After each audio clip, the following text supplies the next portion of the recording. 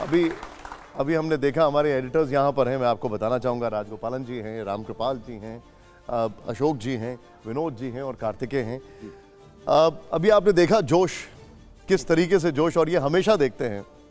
इतनी बार देखा कि आप एयरपोर्ट पर, बाजार में, मॉल में जाते हैं तो लोग आरती करने लगते हैं, पैर छूने लगते हैं। क्या संसद में भी कुछ ऐसा होता है कि जैसे ही आप वहाँ पहुँचे तो माननीय दंडवत हो जाते हैं? वेल, ये मैंने कभी सोचा नहीं था। बाहर होता है ये तो बहुत अच्छी बात है, और पर ये संसद में भी होता है, ये और भी अच्छी बात है। जो हमारे इस वक्त यंग एमपीज़ हैं, वो सभी जो हमारी अपनी भारतीय जनता पार्टी के एमपीज़ हैं, वो बहुत सारे उसमें से ऐसे हैं जो मेरे पाँव छूते हैं संसद में अंदर। और जो कुछ सीनियर्स हैं वो बिल्कुल इतना झुककर नमस्ते करते हैं कि वो ऑलमोस्ट दंडवत प्रणाम होता है। लेकिन इसके साथ ही साथ कुछ विपक्ष के भी एमपीज़ ऐसे हैं जो मुझे जब भी संसद में मिलते हैं वो ज़रूर मेरे पाँव छूते हैं।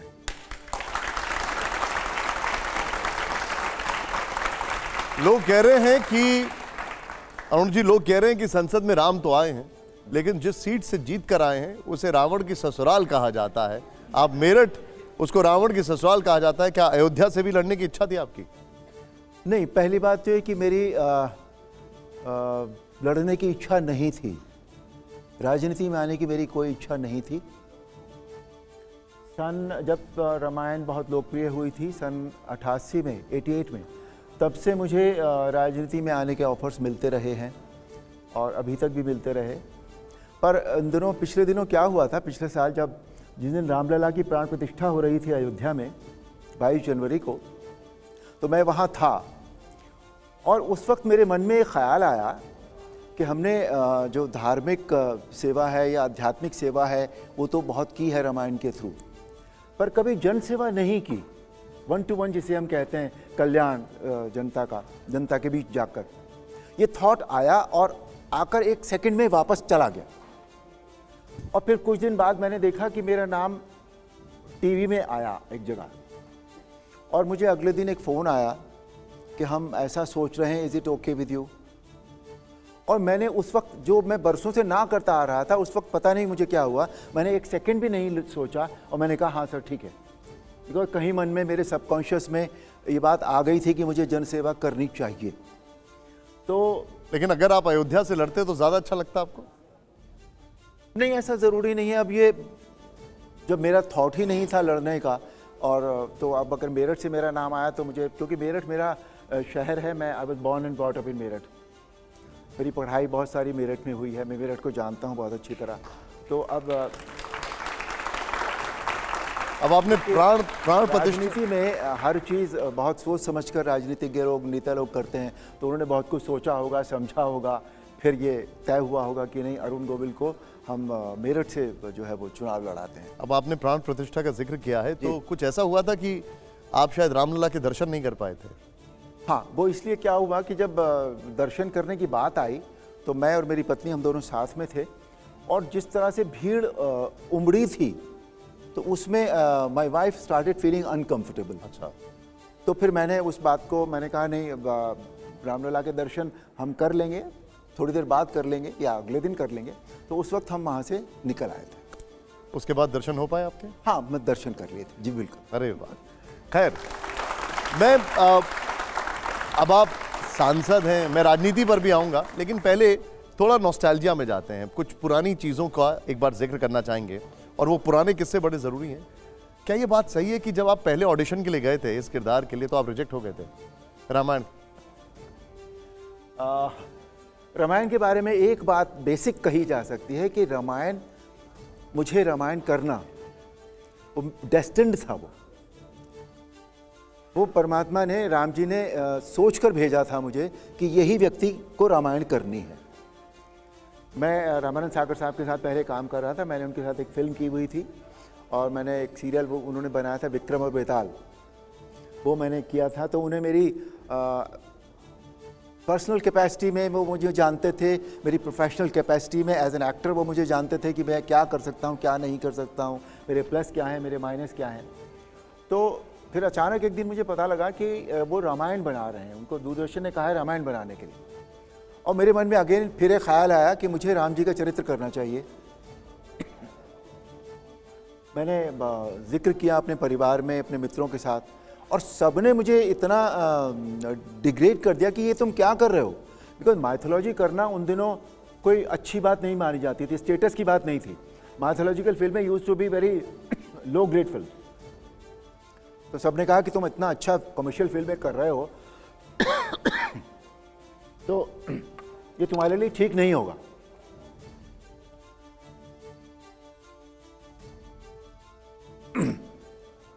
पर मेरे मन में एक बात आ गई थी कि नहीं, मुझे राम जी का चरित्र करना है।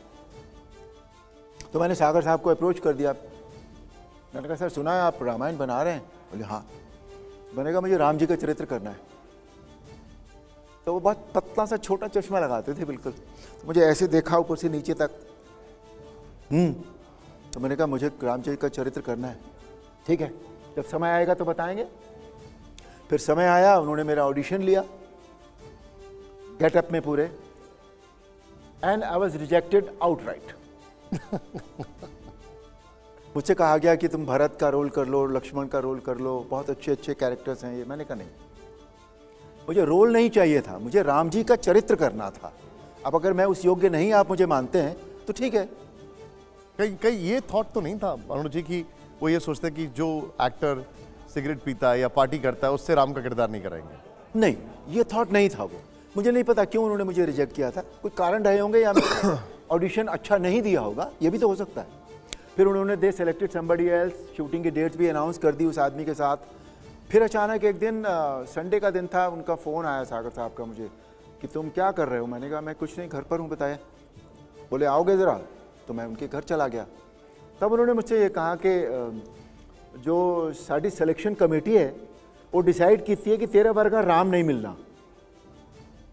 मैंने कहा सर हम वहीं पहुंच गए जहां से हम शुरू हुए थे। मतलब आपके जैसा राम नहीं मिलेगा? नहीं मिलेगा। और हमारी सिलेक्शन कमेटी ने ये डिसाइड किया है कि तुम्हारे जैसा राम नहीं मिलेगा। लेकिन एक बात बताइए, ये आज के दौर में बड़ा पर्टिनेंट सवाल है। ये बात सही है ना कि आप सिगरेट पीते थे, शराब पीते थे, पार्टी करते थे, तब धार्मिक भावनाएं आहत नहीं होती थी लोगों की? क्योंकि आजकल तो बहुत सेंसिटिव हो गया मामला। हाँ, मैं सिगरेट भी पीता था, मैं पार्टी भी करता था, बिकॉज मैं उस प्रोफेशन में था जिस प्रोफेशन के लिए ये बड़ी आम बात, बड़ी आम बात। आम जनजीवन की आम बातें हैं ये सारी। लेकिन जब मैंने फिर रामायण करनी शुरू की तो फिर मैंने ये सब बंद कर दिया था बिल्कुल। मतलब आप ये सोचिए कि मैंने ओपनली ये सब बंद कर दिया था। मैं बात अंदर की बात बता रहा हूँ आपको। हाँ, मैंने ओपनली ये सब बंद कर दिया था। बट मेरा सिगरेट पीना तभी भी बंद नहीं हुआ था। मैं पीता था लेकिन छुप कर पीता था कहीं। उसका भी एक वाकया है। मैं I was playing Lord Balaji's role in a South Indian film which was a Tamil and Telugu film. और मैं लंच टाइम में, बहुत बड़ा सेट लगा था, तो सेट पे क्या होता है, चारों तरफ एक पर्दा लगा होता है ऐसे। तो मैं खाना खाने के बाद, लंच करने के बाद, बिल्कुल कोने में, कोने की तरफ मुंह करके, एंड आई वाज स्मोकिंग। और वहाँ एक साउथ इंडियन जेंटलमैन आए और वो, उन्हें राम जी से मिलना था। तो वो अचानक आ गए और उन्होंने मुझे जब सिगरेट पीते हुए देखा, आप यकीन नहीं कह रहे हैं, उन्होंने जो मेरी लेफ्ट राइट ली थी ना, वो मुझे आज भी याद है। बोले हम तुम्हें भगवान समझते हैं और तुम ये कर रहे हो, तुम ऐसे इंसान हो। और जो उनके मन में आया वो उन्होंने कहा। और मुझे उस वक्त अपने ऊपर इतनी शर्म आई थी कि ये व्यक्ति मेरे बारे में क्या सोचता है। जब ये सोचता है तो और भी लोग सोचते होंगे, तो क्या मैं इतना नहीं कर सकता कि मैं कोई भी ऐसा काम ना करूं जिससे इनकी भावनाओं को ठेस पहुंचे। And that was the day, मैंने उस दिन के बाद से सिगरेट आज तक नहीं। लेकिन अरुण जी, कितना मुश्किल रहता होगा कि पब्लिक लाइफ, प्राइवेट लाइफ, एक अपनी इमेज को बचाना। पार्टी में नहीं जा सकते, आपके जो शौक है वो नहीं कर सकते। मीडिया, हमें पता लगा कि मीडिया उस टाइम पर लगी रहती थी, पीछे लगी रहती थी, कहीं कोई एक इमेज मिल जाए जिसमें हाथ में ग्लास हो जाए, हाथ में ग्लास मिल जाए। तो ये सारे जो चीज़ें थी वो कितना दिमाग में चलता रहता था? ये जो आप बात बता रहे हैं ना कि हाथ में ग्लास मिल जाए, मतलब ग्लास में चाहे पानी ही हो, हाथ में ग्लास चाहिए बस। अरुण गोविल का ऐसा फोटो मिल जाए तो वो मैगजीन के कवर पे आएगा। Well, it use to be difficult, very difficult. लेकिन जब मन में एक बात आ जाती है ना, मैं ये मानता हूँ कि कोई भी चीज़ छोड़ना या कोई भी चीज़ हासिल करना, ये सब हमारे मन की बातें होती है बेसिकली। जब मन में एक बार आ गया कि नहीं, मुझे इनकी भावनाओं को ठेस नहीं, ऐसा कोई काम नहीं करना है जिससे मेरे इन भावनाओं को ठेस पहुँचे इन लोगों की, उस वक्त फिर ये बहुत आसान हो जाता है। फिर आपकी अरुण जी, लेकिन सोशल मीडिया पर कुछ खोजी लोग मौजूद हैं जिन्होंने आपकी एक तस्वीर खोज कर निकाली है। दिखाइए जरा, जिसमें आपके हाथ में एक गिलास दिखाई दे रहा है। हाँ, पहली बात तो ये कि ये एक जनरल पार्टी का फोटोग्राफ नहीं है, पहली बात तो। अच्छा, ओके, है ना। हाँ। इसका बैकग्राउंड आप देख रहे हैं ना, जो एक सोफा कहीं है, हाँ। है ना? तो ये उसका फोटोग्राफ नहीं है। और उसके बाद अब नॉर्मली होता है कि आप जब पार्टी में मैं जाता था, लेकिन मैं जो जिसको आप पीना कहते हैं कि शराब पीना या विस्की पीना या ये सब मैं नहीं करता था। लेकिन हो सकता है मैंने पानी पिया होगा या एप्पल जूस होगा, उसमें वो पिया होगा, एप्पल जूस पिया होगा या पेप्सी पी होगी या कोक पिया होगा। ओके, तो ओके। वो हो सकता है, that's it। अब हमारे जो एडिटर्स हैं, मैं उन पर आऊँगा, लेकिन उससे पहले शुद्ध राजनीति पर आता हूँ मैं। अरुण जी, दबी जुबान में ही सही, लेकिन एक बात जो बीजेपी के नेता भी कहते हैं कि अगर अरुण गोविल जी संविधान बदलने वाला बयान नहीं देते तो बीजेपी को 240 से ज्यादा सीटें आती। नहीं, पहली बात तो है कि मैंने ये बयान मेरा दिया हुआ नहीं है। पहली बात तो आप ये मान लीजिए। मैंने ये ज़रूर कहा था कि अगर 240 ये जो सीटों की बात हुई है, इतनी सीटों की चाहिए, 400 सीट चाहिए, तो उसका कोई ना कोई कारण तो रहा होगा। तो मुझसे पूछा गया कि क्या इसका मतलब कुछ संविधान से होगा। ऐसे संविधान में जो विधेयक हैं वो बदलते रहे हैं थोड़े बहुत, हमेशा चेंज हो, अमेंडमेंट्स तो होते रहे हैं। तो वो अमेंडमेंट्स कभी होंगे तो उसमें तो कोई प्रॉब्लम नहीं होता। अमेंडमेंट पहले भी हुए और आगे भी होंगे। लेकिन इस तरह से, जिस तरह से ये कहा जाता है कि मैंने कहा कि हम संविधान बदल देंगे, इन शब्दों का प्रयोग मैंने इस तरह से, इस फॉर्मेट में कभी नहीं किया। ठीक है, हमारे एडिटर्स इस पर कुछ जरूर सवाल पूछना चाहते होंगे, लेकिन पहले मैं वो बयान सुना देता हूं। प्ले करिए जरा उसको यहाँ पर। संविधान जब हमारा देश का बना था, उसमें धीरे धीरे परिस्थितियों के अनुसार, काल के अनुसार चेंजेस हुए हैं धीरे धीरे, है ना। तो वो चेंज करना जो है वो प्रगति की निशानी होती है, उसमें कोई खराब बात नहीं होती। आपने कहा कि 400 पार चाहिए, तो कुछ ऐसा बड़ा करने की सरकार की मुझे ये फील होता है, क्योंकि मोदी जी ऐसे ही कोई बात नहीं कहते, उसके पीछे कुछ ना कुछ अर्थ उनका जरूर होता है। अच्छा, ये विवाद इसलिए हुआ अरुण जी क्योंकि आपने कहा कि चेंज करना प्रकृति की निशानी होती है। खैर, हमारे एडिटर्स, विनोद जी के पास में आऊंगा, फिर अशोक भाई। अरुण जी, दो छोटे छोटे सवाल हैं। एक तो भगवान राम का जो चरित्र है, जब वो सीता जी का त्याग करते हैं, उस पे आपका जाती रिएक्शन क्या है? क्या इसीलिए वो 14 कला संपूर्ण है और कृष्ण जी 16 कला संपूर्ण है? और दूसरा, अंग्रेजी में कहावत होती है और वैसे भी कह देते हैं आम जनता को, हम भाई भगवान बन के मत घूम, डोंट प्ले गॉड।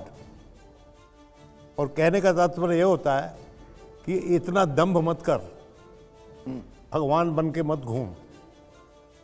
तो जब आपको लोग पाँव को हाथ लगाते हैं तो आपके मन में क्या सेंटिमेंट होता है? क्या मैं भगवान बन के घूम रहा हूं?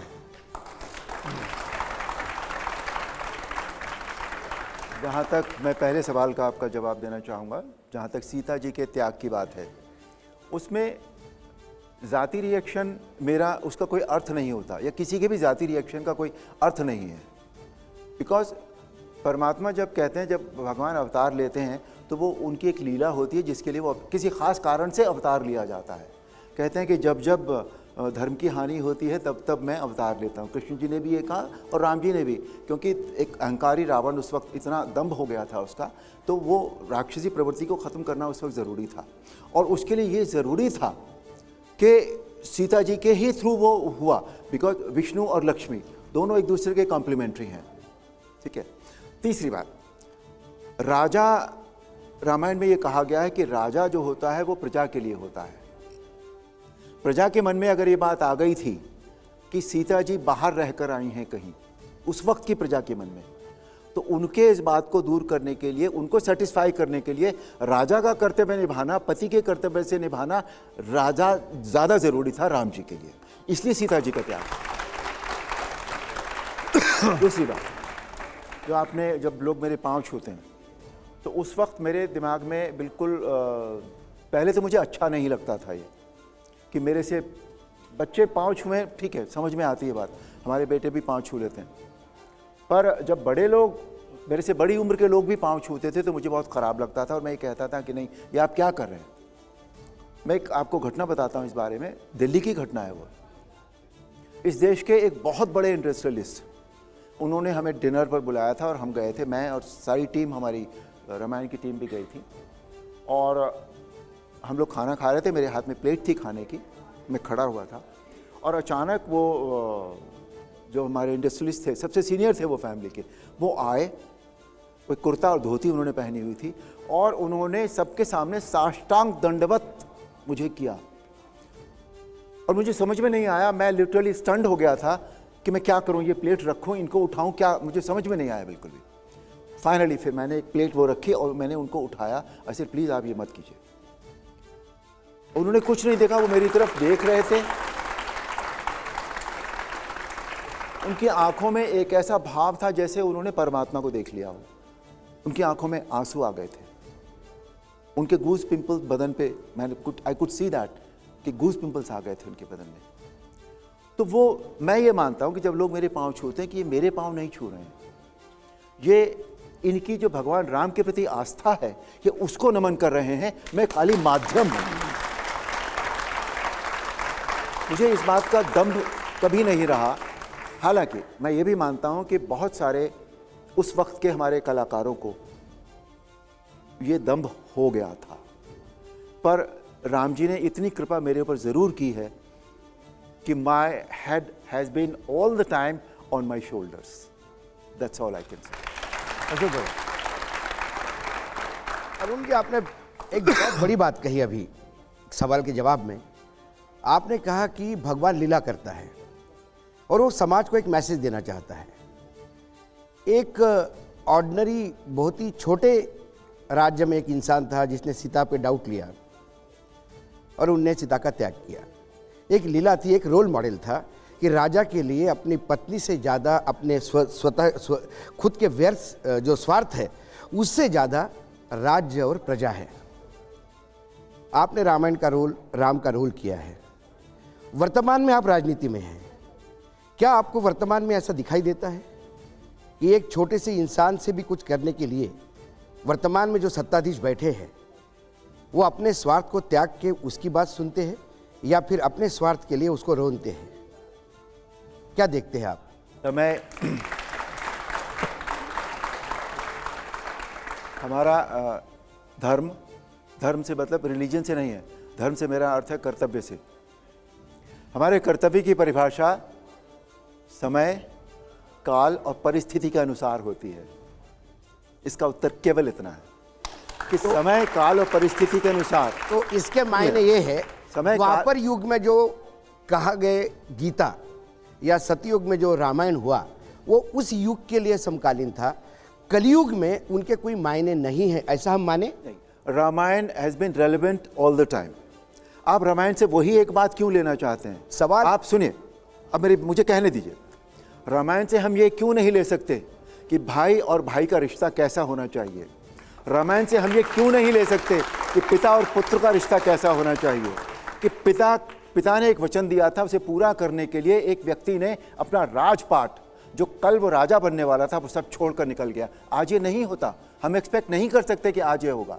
तो उससे जो बातें हमें लेनी होती हैं वो हमें लेनी होती हैं। सारी बातें हम वहाँ की नहीं ले सकते, बिकॉज वो समय अलग था, वो काल अलग था, वो परिस्थितियाँ अलग थी। एक बात तो हम ले सकते हैं कि जब रावण मृत्यु शैया पे था तो भले ही वो शत्रु था, लेकिन एक ज्ञाता था, इसलिए राम ने अपने अनुज को कहा कि एक ज्ञाता जा रहा है इस दुनिया से, उससे ज्ञान ले। क्या वर्तमान में किसी भी अपोजिशन के नेता से ज्ञान लेने के लिए सत्ता पक्ष तैयार रहता है? आप ये मत कहिए कि ये मत लीजिए, वो मत लीजिए, सिर्फ भाई और पिता का ले लीजिए। रामायण सर्वांगीण है। सीखने के लिए भी ना मन चाहिए, हृदय चाहिए। हाँ। हम सीखना चाहें तो हम सीख सकते हैं। आपका जवाब मिल गया हमें। जब रामायण आई थी, दूरदर्शन में देखी गई, काफ़ी करुण रस प्रधान थी। आप लोगों ने अपने कैरेक्टर्स में किसी में भी कोई 6 पैक गॉड्स नहीं देखे। अभी रामायण आती हैं, भगवान के उग्र रूप, हनुमान के एंग्री हनुमान के जो मोटिव्स हैं, जो गाड़ी में आपको दिखते हैं, हाल फिलहाल में रामायण भी आई, उसमें जिस तरीके से 80s में आप लोगों ने रामायण की और जो अब रामायण आती है, उसमें क्या फ़र्क देखते हैं कैरेक्टराइजेशन में, राम के, भरत के, लक्ष्मण के, सीता के? केवल एक फ़र्क है, और वही फ़र्क है जो बात आप कह रहे हैं कि जो भी एक्टर कोई अगर कैरेक्टर करता है, उसे सबसे पहले वो दिखना चाहिए। उसका काम, उसकी एक्टिंग टैलेंट या वो जो भी कन्वे कर रहा है, जो कंटेंट वो कन्वे कर रहा है, वो बाद में दिखता है। सबसे पहले एक लुक होता है, एक फर्स्ट एंट्री जो होती है ना वो। तो उस वक्त उस रामायण में जिस व्यक्ति ने वो रोल किया था, वो राम दिखा। आज के रामायण में वो राम नहीं दिखता, वो यहाँ से वो एक दिखता है जो एक जिम से निकला हुआ अभी आदमी है, एक जिम से निकला हुआ लड़का है, वो दिखता है। उसमें राम नहीं दिखाई देता है। देखिए, जो कार्तिकेय पूछ रहे हैं, हमारा सारा ध्यान वो 6 एप्स की तरफ चला जाता है, हमारा सारा ध्यान उसकी फिजिक पे चला जाता है। यहाँ से कुछ नहीं दिखाई देता हमें, यहाँ से हमें सिर्फ एक चेहरा दिखाई देता है, उसमें कोई भाव नहीं दिखाई। ये जो आपने भाव, अरुण जी, आपने जो भाव का जिक्र किया, ये आदि पुरुष फिल्म में हमने देखा था, प्रभास है, 6 पैक एग है, पूरी बॉडी शॉडी है, लेकिन एक भाषा थी आप लोगों की, जिसमें मुझे याद है आपका एक इंसिडेंट जिसमें आपने ये तक कहा था कि मेरी स्माइल की वजह से मुझे पसंद कर लिया गया था, उसमें सौम्यता थी। आजकल के डायलॉग, आदि पुरुष का डायलॉग है तेरी बुआ का बगीचा है क्या, ये रामायण के डायलॉग हैं। शेषनाग ने लंबा कर दिया, ये आप देखते, आप क्या कहेंगे? आप सोचिए ना कि मैं स्माइल की बात भी बताऊं, ऐसा नहीं कि मुझे स्माइल के लिए सेलेक्ट किया गया। हाँ, मेरी रामायण में मेरी हर बात के पीछे एक कहानी है। मेरा सिलेक्शन तो फाइनली हो गया। अब हम शूटिंग की हमने तैयारी की। शूटिंग पे जब हम पहले दिन पहुंचे तो क्या आप स्माइल पे चले गए? तो सब गेटअप हो गया, सब कुछ हो गया, कैमरे के सामने पहुंचे। मैंने आईने में देखा अपने आप को, तो मुझे वो एक कैरेक्टर, मुझे राम नहीं दिखाई दे रहे थे उसमें। अरुण गोविल में राम नहीं दिखते थे, कहीं भी नहीं दिखते थे। मुझे वो एक व्यक्ति दिख रहा था खाली बस। उसमें परमात्मा में जो सौम्यता, निर्मलता, पवित्रता होनी चाहिए ना फेस पर, वो कहीं नहीं थी। अच्छा, ये तो नहीं चलेगा, गड़बड़ है कुछ। अब हम और सागर साहब बैठे, हमने कहा, सागर साहब ने पूछा क्या करें फिर इसके लिए भाई। मैंने ही कहा कि नहीं सर, मुझे ये राम नहीं दिखाई देता ये व्यक्ति, तो क्या करना है इसके लिए। मैंने कहा पता नहीं सर क्या करना है, थोड़ी देर रुक जाते हैं। और फिर जो मैं कहता हूँ ना कि ये डेस्टिन्ड थी मेरे लिए। मुझे श्री राजकुमार बरजात्या, जिनके राजश्री के प्रोड्यूसर, जिनकी मैंने पहली फिल्म की, मैंने अपना फिल्मी करियर वहीं से शुरू किया था, राजश्री से। नहीं, उससे भी पहले एक फिल्म आई थी पहेली, जिसमें मैंने एक सेकंड कैरेक्टर किया था। उनकी मुझे एक बात याद आई। अब ये सोचिए वो बात तभी मुझे क्यों याद आनी थी, पर आई, कि अरुण जी आपकी मुस्कुराहट, आपकी स्माइल बहुत अच्छी है, इसे कहीं अच्छी तरह यूज़ कीजिएगा। और मुझे वो बात याद आई और मैंने आईने में उस स्माइल को अपने चेहरे पर चिपका कर देखा, ठीक है। और उसे 2-3 तरह से चिपका कर देखा मैंने कि अगर मैं थोड़ा सा मुस्कुराता हूँ तो कैसा लगता हूँ, ज़्यादा मुस्कुराऊँगा तो कैसा लगेगा, अगर मैं इमोशनल हूँ तो भी मेरे चेहरे पर ये मुस्कुराहट क्या रहनी चाहिए, अगर मुझे गुस्सा आ रहा है तो भी क्या ये ज़रा सा फेस सौम्यता रहनी चाहिए। एंड आई सेड यस, ये सौम्यता, पवित्रता नहीं जानी चाहिए, चाहे कोई भी भाव हो। And that was it. लेकिन मेरा, अब देखिए, स्माइल पे तो आपने हमें बताया, लेकिन आपने मनोज मुंतशिर को कोई सलाह नहीं दी? ये जो डायलॉग का जो मैं जिक्र दे रहा था, या यहाँ से कुछ देना चाहेंगे? नहीं, मेरी आदत रही है कि मैं सलाह नहीं देता किसी को विनोद जी जब तक आप ना मांगे। ठीक। अरुण जी, जी ये जो ईश्वर तो स्पिरिचुअलिटी है और उसको जब फिजिकलिटी बना के आप प्रस्तुत करते हैं तो क्या भावनाएं आहत नहीं होती उससे जो देखने वाले हैं? और क्यों फिल्म सेंसर इसको पास करता है? ऐसा अन्याय हमारे ईष्ट देवों के साथ हो रहा है। एक स्पिरिचुअल प्रतिमा को उसके फिजिकल रूप में आप प्रस्तुत कर रहे हैं। कोई पहलवान पे तो फिल्म नहीं बन रही, कोई जादूगर पे तो नहीं बन रही। अगर ऐसा आप होता समझते हैं कि सेंसर बोर्ड को इस पे कठोर कदम लेने चाहिए? और as member of parliament would you can you move a private members bill to have this stopped? नहीं, आपकी बात ठीक है, लेकिन अगर कोई व्यक्ति, अगर जनता, जो देखने वाले लोग हैं, वो भगवान को, जिनको वो भगवान मानते हैं, जो भगवान हैं उनके लिए, उनको अगर वो फिजिकल रूप में देखना चाहते हैं तो मुझे नहीं लगता कि इसमें कोई खराबी है।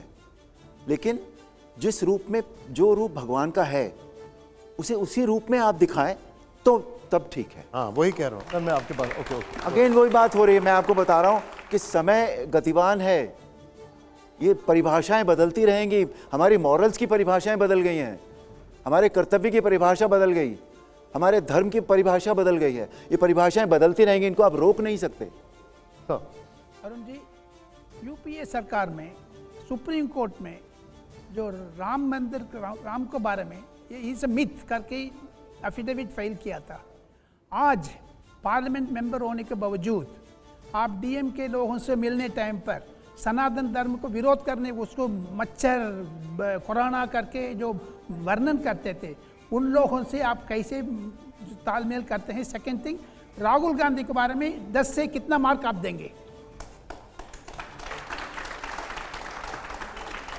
ये जो प्रश्न है, देखिए तालमेल की बात, तो मैं आपको एक बात बताऊं कि वो तालमेल, वो जो मतलब हम लोग वहाँ मिलते हैं, विपक्ष से भी मिलते हैं, ऐसा तो नहीं कि विपक्ष उधर चला जाता है, हम उधर चले जाते हैं। नहीं, हम ये लोग सरकार साथ ने राम इसे मिथ करके फाइल किया सुप्रीम कोर्ट में एफिडेविट।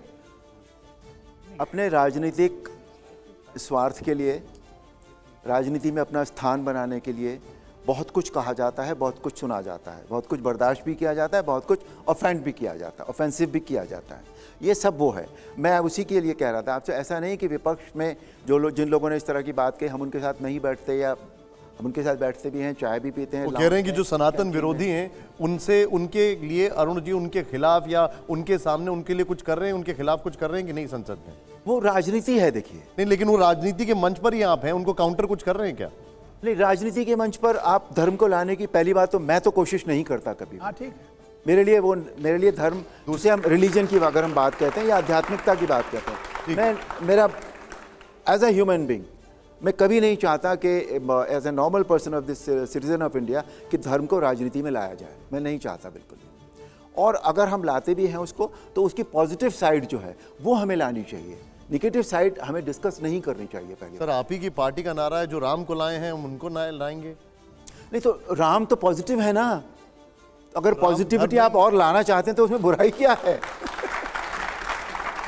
राहुल गांधी को 10 में से कितने नंबर देंगे, वो ये पूछ रहे हैं आपसे। आप सांसद हैं, इस फील्ड में आप बात कर रहे हैं। 10 मार्क्स में कितना मार्क देंगे? As what? As what? As a parliamentarian, as opposition leader.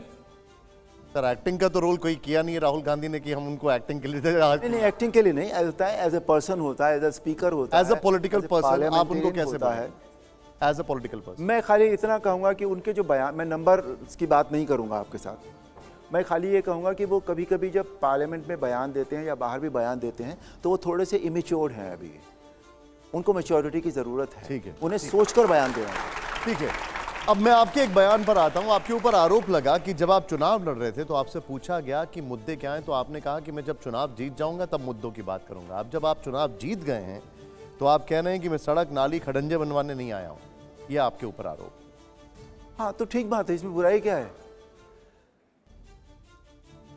जब मुझे, मेरे पास जितने लोग आते हैं, ठीक है सर, हमारी ये सड़क ख़राब हो गई, इसे बनवा दीजिए, मैं उसी वक्त या तो फ़ोन कर देता हूँ या चिट्ठी लिख देता हूँ कि भाई इनकी ये सड़क बनवा दी जाए। ठीक है, ये हो गया। दो तरह की चीज़ें होती हैं विकास में। एक होता है रोज़ाना का विकास जो होता है, वो कि सड़क गड्ढे भरवा दीजिए, नाला नहीं बंद हो गया है, पानी भर गया है, ये हटवा दीजिए, एक वो होता है विकास। एक विकास होता है कि जो हम बड़े बड़े काम जो हम करते हैं। आज जब से मैं आया हूँ तब से अगर आप बड़े काम देखना चाहें तो हमारे यहाँ नवीन स्टेशन की स्वीकृति मिली, वंदे भारत ट्रेन चली, ईएसआई का हॉस्पिटल जिसका 4 साल से शिलान्यास नहीं हुआ था, मेरे एक बार बात करने पर मोदी जी ने बाकी रुके हुए शिलान्यास भी कर दिए। योगी जी खुद आए वहाँ पर, ठीक है। हापुड़ में जो न्यायालय थे, छोटे छोटे 5-6 वकील इधर से उधर भागते फिरते थे, एक्सीडेंट हो जाते थे। एक हफ्ते में उन न्यायालयों के लिए एक जगह के लिए 150 करोड़ रुपया स्वीकृत हुआ। ऐसी मैं इन कामों की बात कर रहा हूँ। मैं अगर इन कामों में अपना ज़्यादा ध्यान लगाऊंगा तो क्या ये विकास के लिए अच्छा नहीं होगा, प्रदेश के लिए या मेरे क्षेत्र के लिए? मेरा कहने का तात्पर्य ये था। तो सड़क, गड्ढे और खडंजे की जो बात हो रही है, इसके लिए तो पब्लिक आएगी ना आपके लिए? नहीं आएगी तो मैं तो आपको बताया कि मैं उसी वक्त फ़ोन कर देता हूँ अधिकारियों को और उसी वक्त मैं चिट्ठियाँ लिख देता हूँ। अब अगर आप चिट्ठी देखें ना, जनवरी से अब तक मुझे लगता है मेरे यहाँ के अधिकारी ना मेरी चिट्ठियाँ देख देख कर परेशान हो गए होंगे अभी तक। जनवरी से अभी तक कितने दिन हुए हैं आप देखिए, मार्च अभी चल रहा है। मेरे यहाँ से कम 500 लेटर्स अधिकारियों को जा चुके हैं। ये तो अच्छी परेशानी, दूसरे कामों के लिए। ये तो अच्छी परेशानी। तो मैं वो काम भी कर रहा हूँ सारे, बिल्कुल।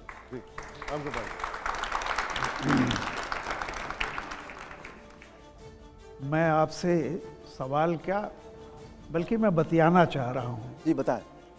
एक जैसा आपने कहा ना कि जब से आपको देखा था, ये रामायण, ये सीरियल मुझे लगता है 86 के आसपास कब था? जी 87 जनवरी में रिलीज हुआ था। एग्जैक्टली।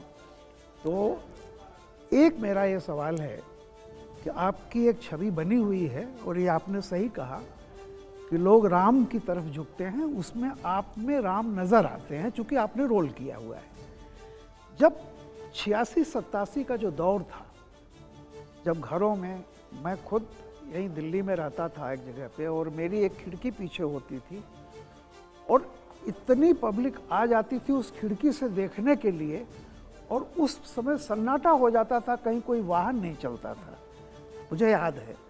और आज मैं जब 40 साल के बाद आपसे मैं रूबरू हो रहा हूँ तो आपको लगता है कि रामानंद जी ने जो एक इतना मेहनत से और आप लोगों ने एक संदेश देने की जो कोशिश की थी, उस समय का समाज और आज का समाज, ये सवाल है। एक बार BR इशारा से किसी ने पूछा था, बहुत पहले की बात है शायद, कि फिल्मों का समाज पे बड़ा खराब प्रभाव पड़ रहा है, इस पर आप क्या कहेंगे? तो BR इशारा ने कहा था कि भाई एक रामचरितमानस से ज़्यादा कोई चीज़ पढ़ी नहीं गई है। आप ये बताइए कि रामचरितमानस ने कितने राम पैदा किए? तो अगर रामचरितमानस जो सबसे पॉपुलर ग्रंथ शायद है भारत का, उससे अगर एक राम नहीं पैदा हुआ तो आप फिल्मों से क्या समझते हैं? उनका कहने का अर्थ यह था कि इन चीज़ों को कोई बहुत असर नहीं होता, लेकिन उन्होंने एक चीज़ असर आज भी हुआ है। बस एक मिनट, उन्होंने ये कहा था राम बनने की सार्थकता नहीं है, राम के जितना नज़दीक उनका कोई भी एक उपदेश मान लो तो सार्थकता है। अब मैं यही कह रहा हूँ कि आज का जो समाज है, आपको लगा कि उस उपदेश के बाद वो और नीचे गया है, ठीक है, या ऊपर गया है?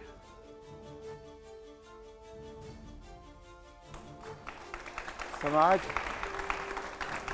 जो आज का है उसमें बहुत, मतलब जब हम सुबह रोज़ अखबार पढ़ते हैं तो उसमें आधी से ज़्यादा खबरें जो होती हैं वो निगेटिव खबरें होती हैं, ठीक है। सामाजिक रिश्ते, पारिवारिक रिश्ते, उन सब की खबरें होती हैं कि उनमें कितना पतन हो चुका है, कि आज क्या क्या हुआ, कल क्या क्या हुआ, वो सारी खबरें होती हैं। पॉजिटिविटी जो है या अच्छाई जो है वो समाज में बहुत कम होती जा रही है, इससे इनकार नहीं किया जा सकता। लेकिन साथ ही साथ हमें अपनी कोशिश कभी नहीं रोकनी चाहिए। हर व्यक्ति का अपना एक धर्म होता है, उसका कर्तव्य होता है कि वो अपने समाज के लिए क्या करना चाहता है। कुछ लोग आते हैं, पैदा होते हैं, नौकरी करते हैं, बड़े होते हैं, खाते हैं, पीते हैं और आउट चले जाते हैं। राम नाम सत्य हो जाता है उनका। कुछ ऐसे होते हैं जिन्हें लगता है कि नहीं यार, अगर हमें भगवान ने यहाँ ये मनुष्य का रूप दिया है तो हमें कुछ करने के लिए दिया है, हम कुछ कर लें। कुछ उसमें से ऐसे होते हैं जो कहते हैं हम अपने लिए कर लेंगे, कुछ ऐसे होते हैं जो ये कहते हैं कि हम समाज के लिए करेंगे। तो वो कोशिश हमें कभी भी रोकनी नहीं चाहिए। इसका उदाहरण मैं आपको देता हूं। अभी 4 जनवरी को मेरे मन में एक ख्याल आया फिर से,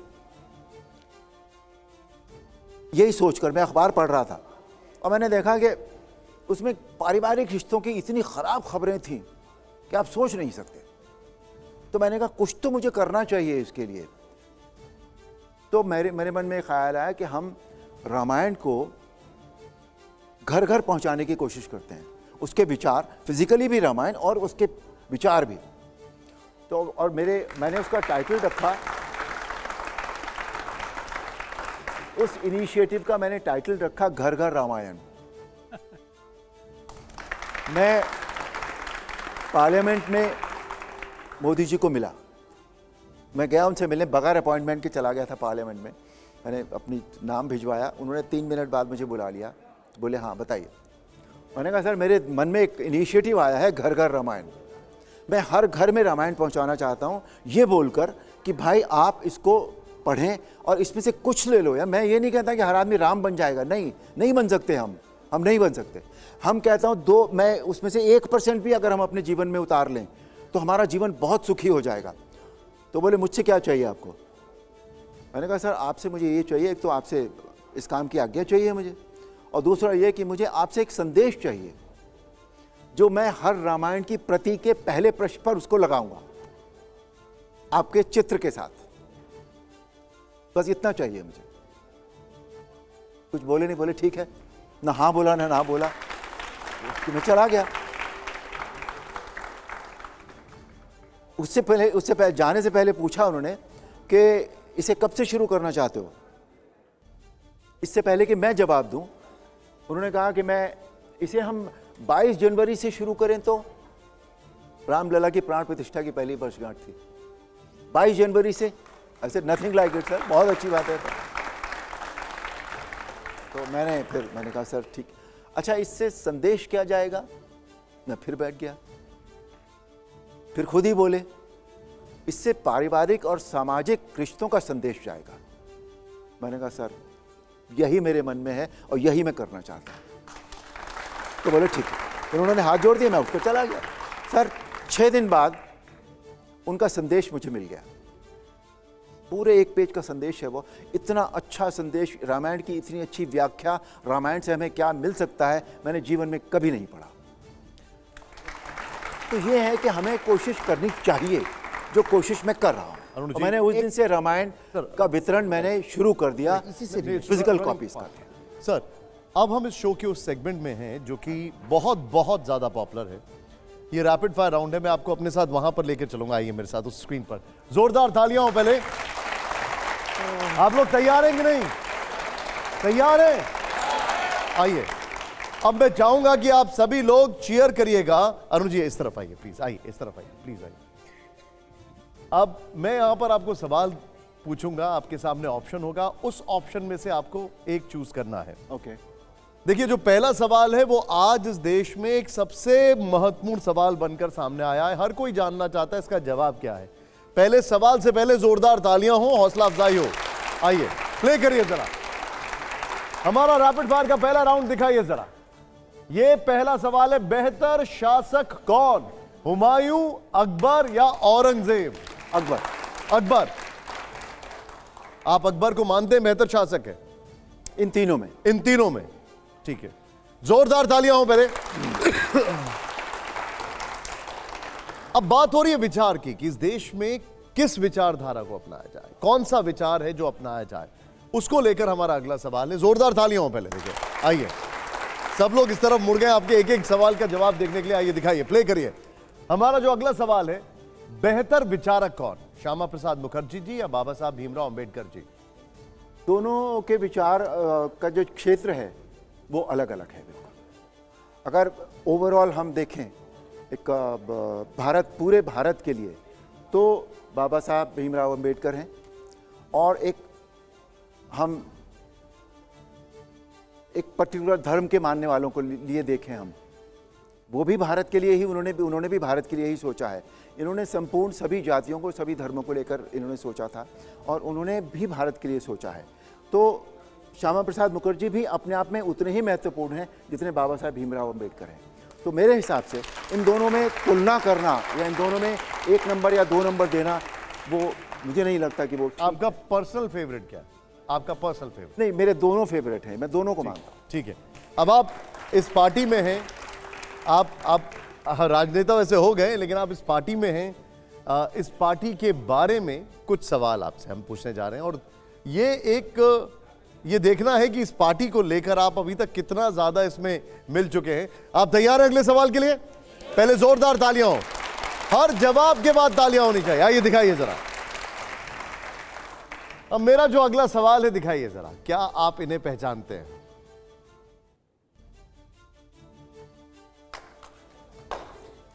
नहीं। ओके, ये कुशाभाऊ ठाकरे, दिखाइए जरा, प्ले करिए। कुशाभाऊ ठाकरे हैं बीजेपी अध्यक्ष 1998 से 2000 के बीच में। कुशाभाऊ ठाकरे, दो जोरदार तालियां हो पहले। अगला सवाल प्ले करिए जरा। क्या आप इन्हें पहचानते हैं?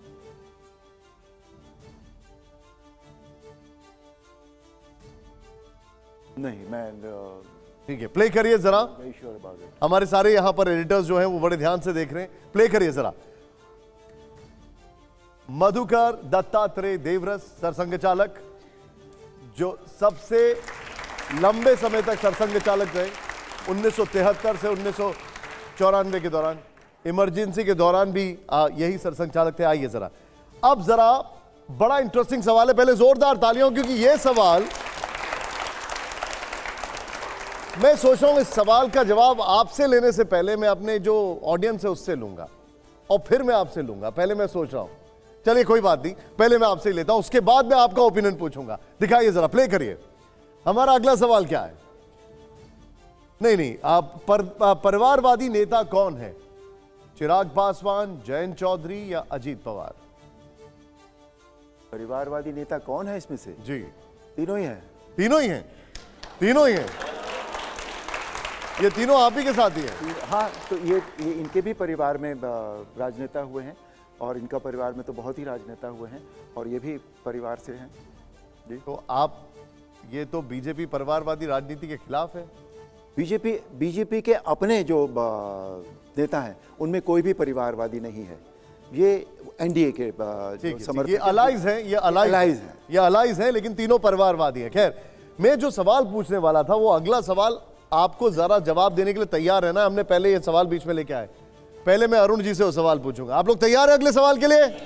और जोरदार तालियों हर जवाब पर। दिखाइए जरा, प्ले करिए। पर्दे पर बेहतर राम कौन?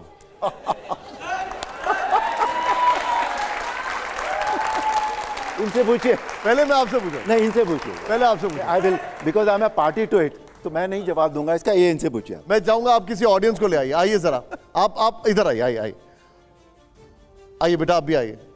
कम आइए। अब आप मुझे ये बताइए, इनमें से बेहतर कौन है? सर, निसंदेह भगवान श्री राम का जो रूप हम लोगों के मन में बसा हुआ है। ठीक है, ओके, ठीक है, क्या बात है, जोरदार तालियां हो। बैठिए।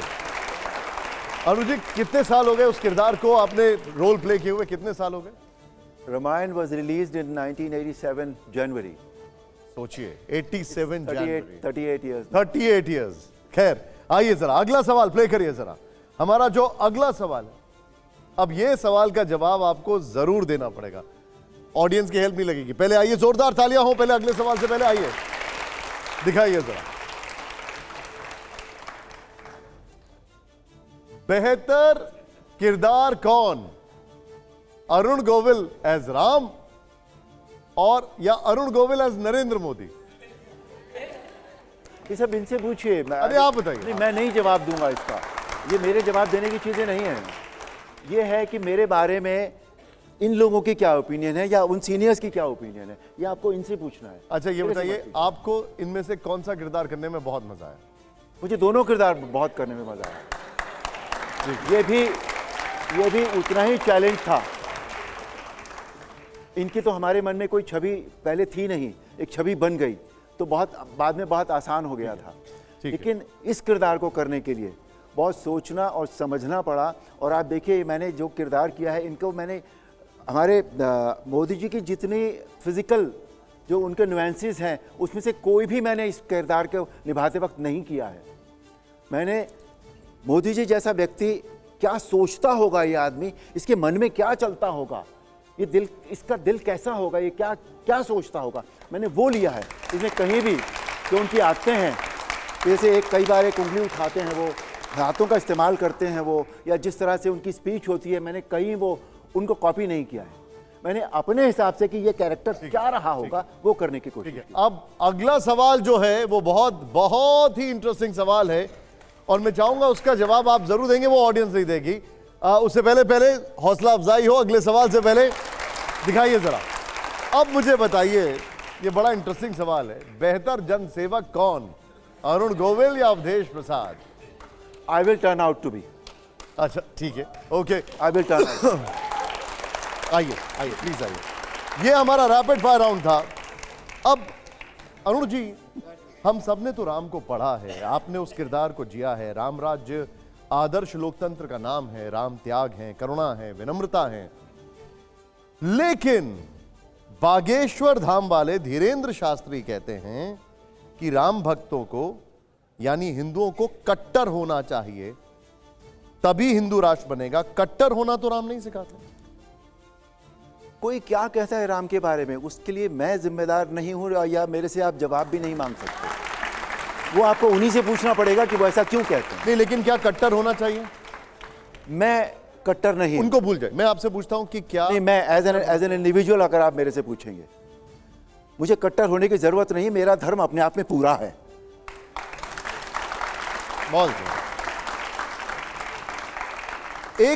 एक नेताजी कह रहे हैं कि सेक्युलर शब्द हटा दो, एक कह रहे हैं इंडिया शब्द हटा दो, एक कह रहे हैं हिंदू राष्ट्र बना दो। अरुण गोविल जी क्या सोचते हैं, ऐसा होना चाहिए? कुछ भी करने की जरूरत नहीं है। हमारे जो ये राष्ट्र है, इसका नाम पहले भी भारत था और आज भी भारत है। लेकिन इन सब के लिए तो संविधान जो है उसकी मूल आत्मा को बदलना पड़ेगा। जो ये बातें होती हैं, प्रस्तावना बदलनी पड़ेगी, मौलिक अधिकार बदलने होंगे, बहुत छेड़खानी करनी होगी। जो ये स्टेटमेंट नहीं, इन सब के लिए ये सब बदलने की आपको कोई जरूरत है ही नहीं। मौलिक अधिकारों से नाम का तो कोई ताल्लुक ही नहीं है। मतलब इंडिया रहने में कोई दिक्कत नहीं है? नहीं, मेरे देश का नाम भारत है, मैं इसे भारत ही कहता हूँ। ज़्यादा सिंपल है। लेकिन संविधान में लिखा है इंडिया दैट इज भारत। संविधान को मैंने उतनी अच्छी तरह से मैंने नहीं पढ़ा है, उसके ऊपर मेरा कमेंट देना कोई ठीक नहीं होगा कि वहाँ सर आपने शपथ ली है, आपके पासपोर्ट में भी लिखा है क्या इंडिया। नहीं तो इंडिया ठीक है, मैं भारत मानता हूँ उसको, तो मुझे तो कोई परेशानी नहीं है उसमें। जो ये दोनों, हम दोनों भी तो कह सकते हैं। आपको अगर इंडिया कहना है आप इंडिया कह लीजिए उसको, अगर मुझे भारत कहना है तो मैं भारत कहूँगा। देखिए, अगर आप इंडिया उसको हटाना चाहेंगे तो आपको कॉन्स्टिट्यूशन में चेंजेस करने पड़ेंगे। सवाल तो ये है कि क्या आप उसको इंडिया नहीं कहना चाहते हैं? कुछ उन लोगों की बातें को हम इतना तूल क्यों देना चाहते हैं कि जो हमारे देश को, हमारे जनमानस को आपस में बांट देना चाहते हैं। हमें नहीं देना चाहिए उन लोगों को इतना तूल।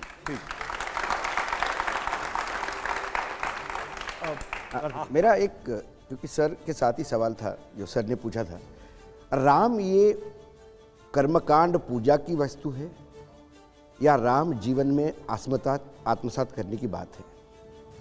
ये मैं उस आदमी को पूछता हूँ कि जिसने, मुझे लगता है, राम को सबसे ज़्यादा समझने का प्रयास किया भारतवर्ष में, क्योंकि राम का किरदार जिया है आपने, इसलिए राम को समझने का प्रयास किया होगा, नहीं तो इतना बेहतरीन सीरियल बनता नहीं। इसीलिए ये सवाल आपसे। हमारे यहाँ दोनों बातें हैं। जो हमारी संस्कृति है उसमें साकार पूजा भी है, साकार रूप भी है उसमें, और निराकार रूप भी है उसमें। ये डिपेंड्स ऑन कि हम उसको किस तरह से लेना चाहते हैं। साकार रूप कहते हैं कभी कभी हमें कंसंट्रेट करने में हमें मदद करता है साकार रूप, अन्यथा परमात्मा को बहुत सारे लोग ये भी कहते हैं कि वो शक्ति है। जो शक्ति है वो हम सब मानते हैं, निर्विवाद है वो, कि परमात्मा ही एक शक्ति है जो इस सारे ब्रह्मांड को चलाता है, ठीक है। या हम अब अगर हम उससे भी एक कदम और आगे जाएं तो हम ये कहते हैं कि क्या लोग कहते हैं ना कण कण में भगवान है, नहीं, भगवान में ये कण कण है, पूरे भगवान में ब्रह्मांड है, ब्रह्मांड में भगवान नहीं है। तो डिपेंड्स ऑन कि हम साकार रूप में उसको पूजना चाहते हैं या हम निराकार रूप से उसकी स्तुति करना चाहते हैं, ये हमारे ऊपर डिपेंड करता है। अरुण जी, दोनों सही है। सेकंड पार्ट, अशोक भाई, पूजा की तो बात अलग होगी, आपने तो बता दी, लेकिन राम मेरे हिसाब से क्या ये जीवन में जीने की पद्धति है? हम राम की तरह जीवन जीना चाहें तो जीना चाहिए हमें। उसका मतलब ये नहीं होता कि राम के जीवन में जो घटनाएं हुई वही घटनाएं हमारे जीवन में भी होनी है। No, I am not saying that. हमें उनके अंदर देखना पड़ेगा कि वो क्या फील था, वो कौन सा भाव था जिसने राम जी को अपने पिता के वचन के लिए अपना राजपाट सब छोड़ देने जाना पड़ा। अरुण जी सबसे रामायण सीरियल में सबसे टफ शॉट आपका कौन सा रहा जब आप राम का किरदार निभा रहे थे? ओके,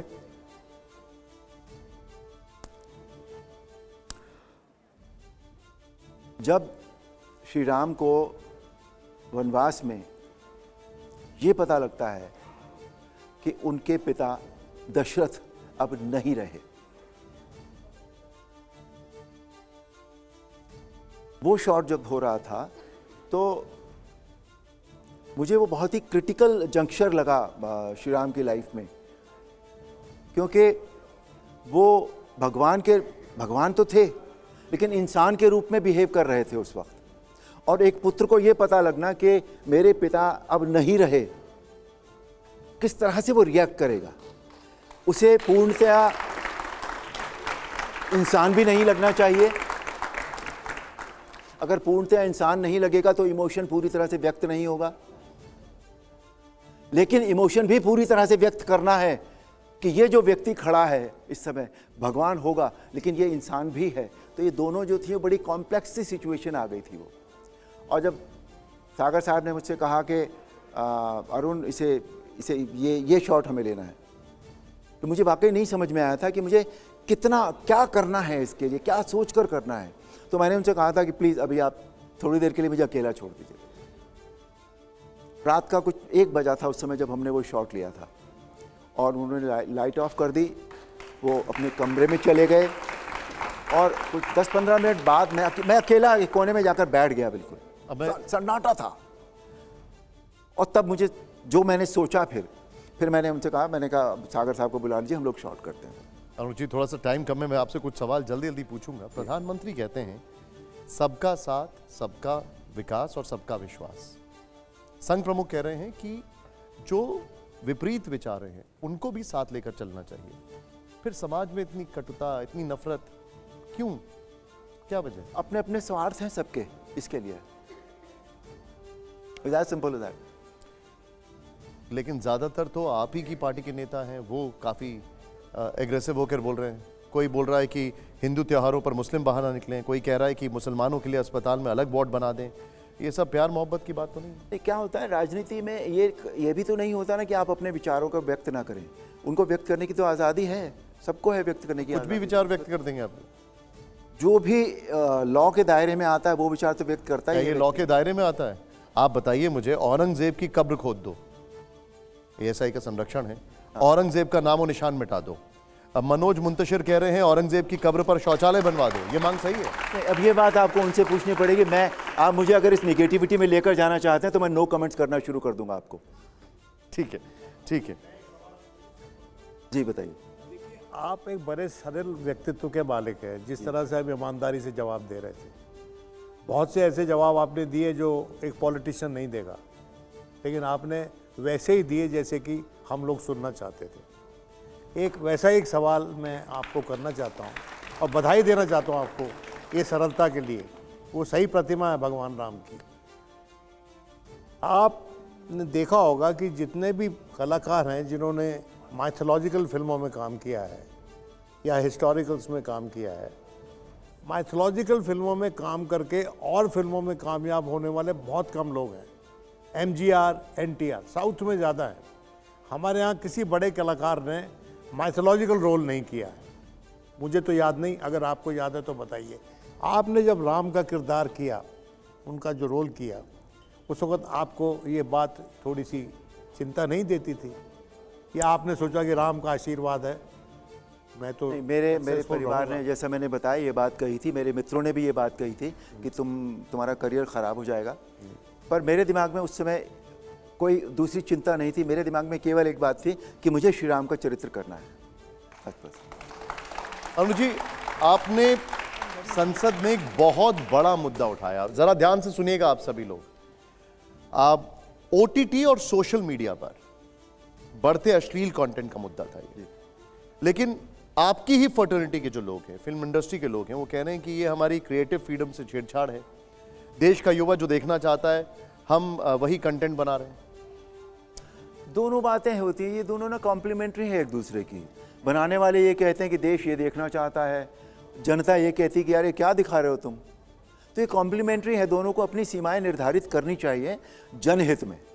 और स्वार्थ भी, एक व्यक्ति स्वार्थी होता है, पर उसकी भी एक सीमा उन्हें खुद ही निर्धारित करनी होती है, और it depends on individuals completely. कि हम, ऐसा नहीं होता कि जो कंटेंट अश्लील नहीं है या वो चलता नहीं है, चलता है वो भी, जिसमें सेक्स नहीं है, हिंसा नहीं है, वो भी चलता है, वो भी तो वो बना सकते हैं, वो नहीं बनाना चाहते। तो इट डिपेंड्स ऑन इंडिविजुअल। लेकिन आप इंडिविजुअली आप इसका विरोध करते हैं जो अश्लील कंटेंट आ रहा है OTT पर? हर चीज़ की एक सीमा ज़रूर होनी चाहिए। उसे, हमें अपनी सीमाओं को जनहित में या पारिवारिक हित में हमें क्रॉस नहीं करना चाहिए। अगर जो परिवार एक है वो कंटेंट ये देखता है, या तो उसको इतना रेगुलराइज आप कर दें कि नहीं भाई आपको अकेले बैठ के देखना है तो आप ये कंटेंट देख पाएंगे, अन्यथा नहीं देख पाएंगे। जी। अगर आप परिवार के साथ देख रहे हैं तो वो कंटेंट देखना अलाउड नहीं होना चाहिए। उसको इतना रेगुलराइज कर दीजिए, आप उस तरह के लॉज बना दीजिए, उस तरह का जो आपका टेलीकास्ट का जो एक सिस्टम, कई कंट्रीज में आ रहे हैं ऐसे लॉज, ऐसा हो रहा है जी, कि आपको बताना है कि आप कौन है, कितनी उम्र है आपकी, और क्या क्या आप क्या देखना। लेकिन विपक्ष फिर सवाल उठाता है, विपक्ष सवाल उठाता है कि जो एक्टर बेबी बियर पी के नाचे छम छम गाना बनाता है वो संसद में आपके साथ है, जो लहंगा उठा दे रिमोट से गाने पर डांस करता है वो बीजेपी का सांसद है, एक और सांसद थे जो भोजपुरी में गाते थे अपनी लिपस्टिक का स्वाद चखा दे, ये सब अश्लील नहीं है। ये पहली बात तो ये कि अगर जनता को, वहाँ की जनता को ये लगता कि ये ख़राब काम कर रहे हैं तो जनता उन्हें क्यों चुन के भेजती है भाई।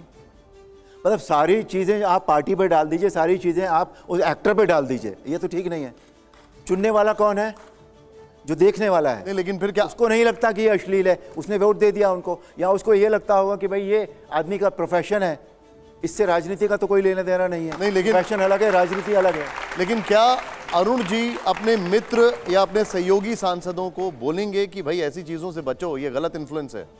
सर मैं ये सलाहें नहीं देता, वो उनका अपना मैटर है, उनकी अपनी पर्सनल लाइफ है, उनकी अपनी प्रोफेशनल लाइफ है। ठीक है, ठीक है।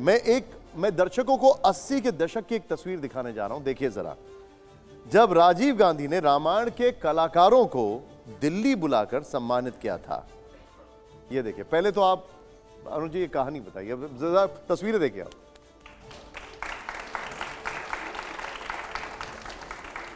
क्या था ये सर, क्या हुआ था बताइए जरा। नहीं हुआ कुछ नहीं था, उन्होंने बुलाकर बस सम्मान किया था, दैट वाज इट। एंड वो पूरा इंटरेक्शन कैसा था, वो हाउ वाज इट? नहीं कोई बहुत ज़्यादा इंटरेक्शन मुझे नहीं याद पड़ता कि उस समय हमारे साथ हुआ था। जो भी बहुत ज़्यादा बातें तो नहीं हुई थी उनके साथ। एक बेसिक एक टीम को सम्मान करने वाली बात थी, दैट वाज। अच्छा, हमने राम कथा से सीखा कि रघुकुल रीत सदा चली आई, प्राण जाए पर वचन न जाए। एक वो अरुण गोविल जो कांग्रेस पार्टी के लिए चुनाव प्रचार करते थे नहीं, किया था। ठीक, एक बार ठीक किया था, जिन्हें दिल्ली बुलाकर खुद राजीव गांधी ने सम्मानित किया। ये हमने तस्वीरें भी दिखाई। वो आज ये कहते हैं कि कांग्रेस पार्टी सनातन विरोधी है, राम के अस्तित्व को नहीं मानती। ये जो आपने तस्वीर दिखाई है, ये कितने साल पुरानी है? 89 के। आज मुझे एक बात बताइए, विपक्ष का कोई व्यक्ति एक अच्छी फिल्म बनाए तो क्या मोदी जी उसको बुलाकर सम्मान नहीं दे देंगे? देंगे उसको। इन दोनों बातों का कोई ताल्लुक ही नहीं है। आप यहाँ की चीज यहाँ जोड़ना चाह रहे हैं, just to create a confusion, just to sell your programme of this channel. Arun ji, no, don't do that. Okay, आप गलत चीजों को गलत जगह पर जोड़ रहे हैं। चलिए मैं आपको एक चीज पूछता हूं। कांग्रेस कहती है कि एक वक्त था जब अरुण गोविल ने कांग्रेस की सदस्यता ली थी और रावण यानी अरविंद त्रिवेदी ने बीजेपी की, और आज कांग्रेस को भी राम विरोधी कहा जा रहा है। पहली बात, लेट मी करेक्ट यू। ठीक है, मैं कांग्रेस का सदस्य कभी नहीं था। Okay, it's on record. अब अगला सवाल पूछिए। ये कांग्रेस कहती है। कांग्रेस के कहने से थोड़ी होगा, मुझसे भी तो पूछिए ना। ठीक, मैं बता रहा हूं। ठीक है, ओके। कि मैं कांग्रेस का सदस्य नहीं था। नोटेड। मैंने कभी उनकी सदस्यता नहीं ग्रहण की। And let me tell you, जो आपने अभी कहा ना कि मैं किया करता था कांग्रेस का प्रचार, मैंने कांग्रेस का एक प्रचार किया है सिर्फ एक व्यक्ति के लिए। इलाहाबाद में सुनील शास्त्री, जो लाल बहादुर शास्त्री जी के बेटे थे, वो खड़े हुए थे और वीपी सिंह जी उनके अगेंस्ट खड़े हुए थे। मैं सुनील शास्त्री के प्रचार के लिए गया था। वो एक प्रचार मैंने कांग्रेस के लिए ज़रूर किया, और वो इसलिए नहीं किया था कि वो मैं किसी राजनीतिक पार्टी, उन दिनों मेरा राजनीति से कोई लेना देना नहीं था, ठीक है। और जो आपने 2 तस्वीरें दिखाई थी मुझे, जिन्हें मैं पहचान नहीं पाया था, वो इसीलिए नहीं पहचान पाया कि मेरा उस वक्त राजनीति से कोई लेना देना नहीं था, बिल्कुल भी। मुझे ABC भी नहीं पता थी। अच्छा, ये आपने क्लैरिटी दे दी, क्योंकि देखिए मेरा काम है, क्योंकि ये सारे जो सवाल हैं ये टॉक ऑफ द टाउन रहते हैं, ये पूछे जाते हैं। अब ऐसे ही, हाँ, मतलब बरसों से हाँ, पूछ ही रहे हैं लोग, अब क्या करें। अब आप सांसद बन गए।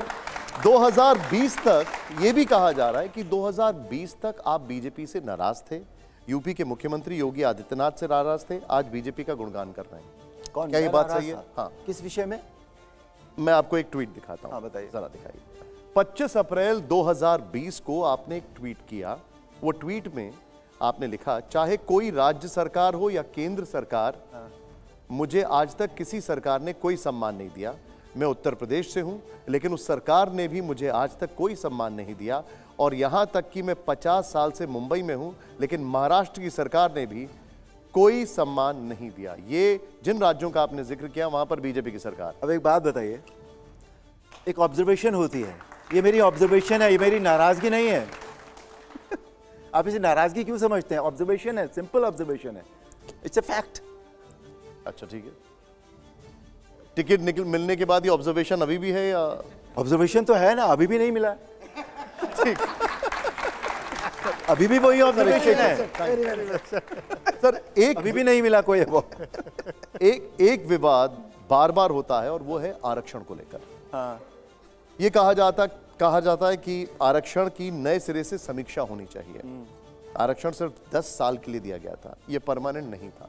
आपका टेक इस पर? इस बारे में मैं कोई भी बयान नहीं देना चाहूँगा। ये जो मेरे पार्टी के शीर्ष नेता हैं या इस देश के शीर्ष नेता हैं, उन्हें बैठकर डिसाइड कर लेना चाहिए। आपके अनुसार क्या आपको लगता है कि जाति व्यवस्था जो है वो खत्म होनी चाहिए? हिंदू सिर्फ हिंदू होना चाहिए, ब्राह्मण, क्षत्रिय, वैश्य, शूद्र का बंटवारा नहीं होना चाहिए? इन सवालों पर मेरे सब नो कमेंट्स हैं आपके लिए। नहीं, लेकिन नहीं, ये मैं देश के शीर्ष नेताओं पर छोड़ना चाहता हूँ। मैं अभी, मेरी स्थिति वो नहीं है कि मैं इस बारे में कोई बयान दूँ। ठीक है। एक रैपिड फायर पर आने से पहले राम कृपाल जी को सवाल पूछो। मैं एक तो थोड़ा सा छोटा सवाल। हाँ, बिल्कुल छोटा ही कर रहा हूँ भाई। पूछे ही नहीं, आप कहें तो कर लो। मजाक इसलिए मैं तो बहुत कम पूछता हूँ। जो आपने एक बताया कि जिस समय राम का कैरेक्टर आप करने जा रहे थे, तो जो एक मुस्कान, जैसे आपने आईने में देख के सोचा कि नहीं ये नहीं हो सकता और बाद में अपनाया, वो आपकी एक छवि बनी हुई है। तो मैं ये जानना चाहता हूँ कि राम बनने से पहले जो आपका जीवन था और राम बनने के बाद का जो आपका जीवन है, उसमें इस रोल ने कितना बड़ा बदलाव आपके जीवन में किया है, जिसको आज आप भी महसूस करते हैं। मान लीजिए ये रोल नहीं करते तो आज की तारीख में आप कैसे होते, लेकिन उस रोल ने आपके जीवन में कितना बदलाव लाया है। मेरी जो साइकोलॉजी है, या जो मेरा मैं ये मानता हूँ कि हम जो एटीट्यूड्स जो लेकर आते हैं वो हमारे साथ बिल्ट इन होकर आता है। हमारा जो स्वभाव जिसे हम कहते हैं, वो नॉर्मली बेसिक स्वभाव कभी नहीं बदलता इंसान का, लेकिन उसका व्यवहार और थोड़ा बहुत फ़र्क आता है जो मेरे अंदर आया होगा। इसका जवाब मेरे से बेहतर वो लोग दे सकते हैं जो मुझे पहले जानते थे और जो मुझे अभी भी जानते हैं, पर ज़रूर बदलाव आया होगा, थोड़ा बहुत ज़रूर हुआ होगा। अच्छा, वो किरदार के अंदर आने के बाद वो चेंजेस आता है, थोड़ा बहुत ज़रूर आता है। ठीक है अरुण जी, ये लास्ट पड़ाव है हमारे शो का और इसमें ये रैपिड फायर राउंड है। मैंने आपके बगल में एक प्ले कार्ड रखा हुआ है, यस या नो, और सामने वो कैमरा है जहां पर वो कैमरा पर्सन खड़े हुए हैं। Sir okay, if you can please hold it. मैं यहां पर जाऊंगा, आपके से सवाल पूछूंगा, आप यस और नो में जवाब दीजिएगा और मैं चाहूंगा हर सवाल पर ऑडियंस को हौसला अफजाई करनी है। जोरदार तालियां हो पहले। अगर आप ताली नहीं बजाएंगे तो वहां से जवाब अच्छा नहीं आएगा। चलिए आइए, मेरा पहला सवाल, पहले जोरदार तालियां हो। आइए अरुण जी, मेरा पहला सवाल आपसे यह है, प्ले करिए। सवाल यह है कि देश में मुगलों के नाम सड़क इमारत के नाम नहीं होने चाहिए, यस या नो? देश में मुगलों के नाम पर सड़क इमारत के नाम नहीं होने, मुगलों के नाम पर सड़क और इमारत के नाम नहीं होने चाहिए, यस या नो? नहीं होने चाहिए। ओके ओके, अगला सवाल प्ले करिए जरा। 15 अगस्त को लाल किले पर झंडा फहराने की परंपरा खत्म होनी चाहिए, यस या नो? Okay no. ये भी तो ऐसे मुगलों ने ही बनवाया था सर। खैर सवाल के ऊपर सवाल अभी मत कीजिए, सवाल पूछिए पहले। अच्छा ठीक है, ओके ओके, जोरदार तालियां उसके ऊपर। Okay, well said well said. अगला सवाल प्ले करिए, दिखाइए जरा। चीन को दुश्मन देश मानना चाहिए, यस या नो? ओके, मेरा अगला सवाल प्ले करिए जरा। राम मंदिर निर्माण का श्रेय राजीव गांधी को भी मिलना चाहिए, यस या नो? उन्होंने ताले खुलवाए थे, यस या नो? लेकिन उन्होंने ताले खुलवाए थे। अच्छा ठीक है, उस पर जवाब दे देंगे, ठीक है कोई बात नहीं। अगला सवाल प्ले करिए सर। हमारा अगला सवाल आपके सामने यह है कि हल्दी घाटी के युद्ध में महाराणा प्रताप की जीत हुई थी, यस या no? I am not sure about it. Okay okay, pass करना। ओके ओके, जोरदार तालियां हो। बड़े क्लैरिटी से, सबसे अच्छी बात है अरुण जी, एकदम क्लैरिटी से एकदम सारे से जवाब दे रहे हैं। प्ले करिए जरा।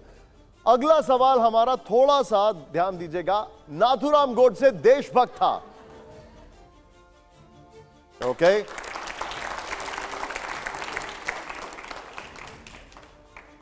इस सवाल का जवाब हर कोई जानना चाहता है, प्ले करिए जरा। अरुण जी क्या कहते हैं, यह सवाल का जवाब में अरुण जी का जवाब क्या है? कांग्रेस सनातन विरोधी पार्टी है, यस या नो?